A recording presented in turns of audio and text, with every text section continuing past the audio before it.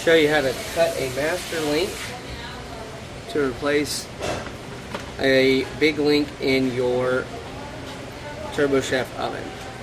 So take the piece of chain that you are going to use for your master link on the side.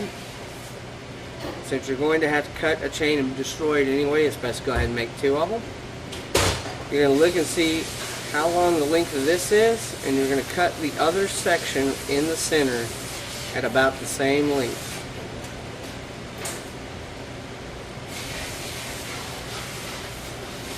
There we go. Going to turn around and do that on the other side as well.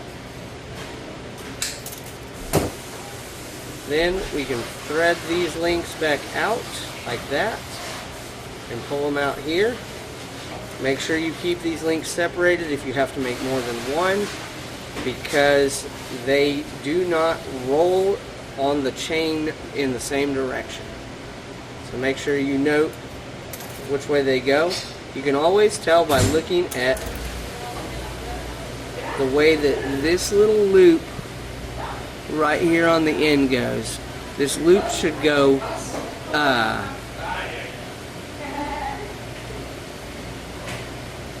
should match the way that the rest of your chain goes when you hook it together. Alright, to assemble this, we're going to take the insert that we cut. We're going to make sure that it holds tightly down and matches the same pattern as this. First thing you're going to do, take your eye hook, orient it in the same direction as your pieces. Start out by hooking this eye through there like that, and then feed it through the bottom of the next eye. You can see how this is already coming together.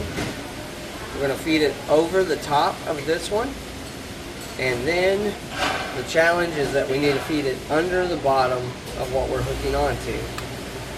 This set of needle nose pliers that have a beak on them is exceptionally good for this, because you can squeeze through there, pull it, and hook it. Once you've got it hooked in place, you're going to take this little piece that you left on the end, and we're going to just twist it around and use it to lock that piece of wire in place.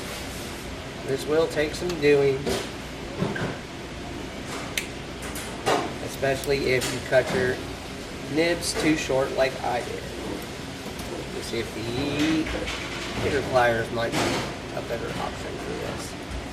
Now, the good thing is, because of the way that it's twisted, we can tilt this up and get these new pliers in here.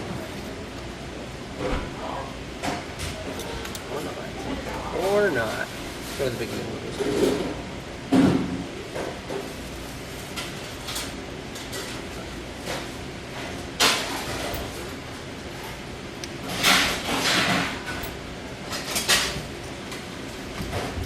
Alright.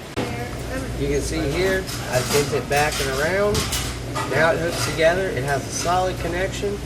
We're not having to worry about it coming apart.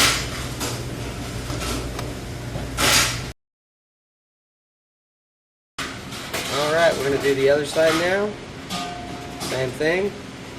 We're going to clip it in from the bottom. Check and make sure it's in the right position, that it tilts the right way. We're going to feed it through the next eye. Because this first half is already locked in place, this will be a little more challenging. But you can see that once you get it in and get it pulled together, it holds up nicely. Again, we're going to go over the top, and then on the next rung, under the bottom.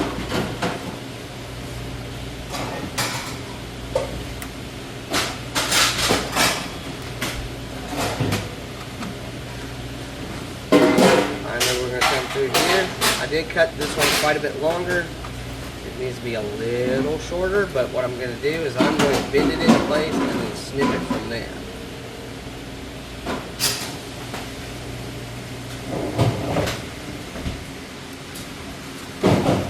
You can see with this longer one, it's much easier to work with. It bends much easier.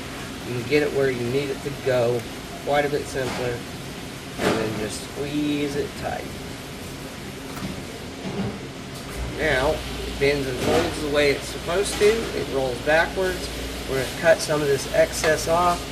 You can see how it goes way past that length. We're going to do it right at the length.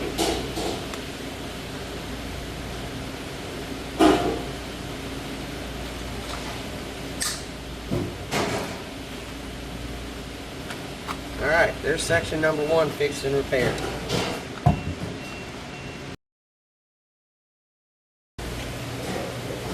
Now, because I second guessed the number of links I needed here, when you pull this together and pull it tight, you can see that it is very close to being exactly the length it needs to be. My options are either cut another link out of it, or I can just rewire these links together without a master link. So let me show you how to do that real quick. This is a little more complicated because you got to do a little more pulling and twisting, but just take this eye. You're going to pull it back and unhook it and then push it down. Take this eye, same thing, pull it back to unhook it, and then push it back down and through it. If it comes loose like that, that's not a problem. It'll actually make it easier to put that hook back in there.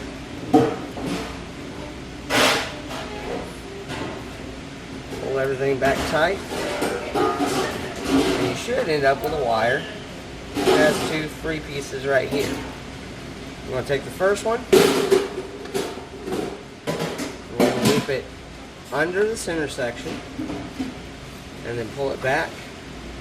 And then we're going to take the second one. I lied. Pull it back and catch it right there. Then we're going to take the second one and catch it right there. Now, we just squeeze these 2 pieces together and they fall in place. The next thing we're going to have to do, take this one. Okay, on this side. We'll pull this eye down through here. It's got to go under the first one. And then pop it through the eye. If your eyelet is a little too small, you can just twist it and it'll come open. Next up, reach through your wire, grab the eye here, and we're going to pull it back and rehook it. Same thing on this side. Take the eye,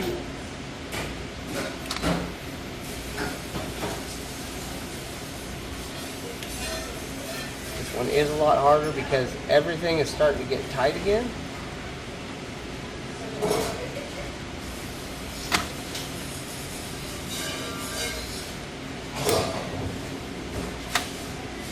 I'm going to use the benefit of the second set of pliers to hold the eye that I'm looping through. And then pulling this eye down and into it. You can see that they have snapped together like they're supposed to. And then again, come here. I'll hold this one in place while I loop this eye through the inside edge. Again, come from the inside, snag your eye, and pull it up and through, and open it up and it'll snip back in place. Now you have a repaired chain where we replaced a master link and we just pulled the links through. Good idea as long as you got your chain off of your oven. Check and see if you have anything like this side that needs to be bent back in place.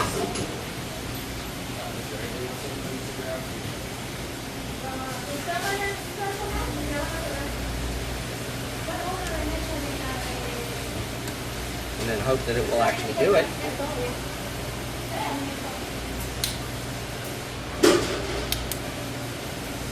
Better. Don't believe any of these other links need any work. So we are going to call this done and I'm going to reassemble my oven.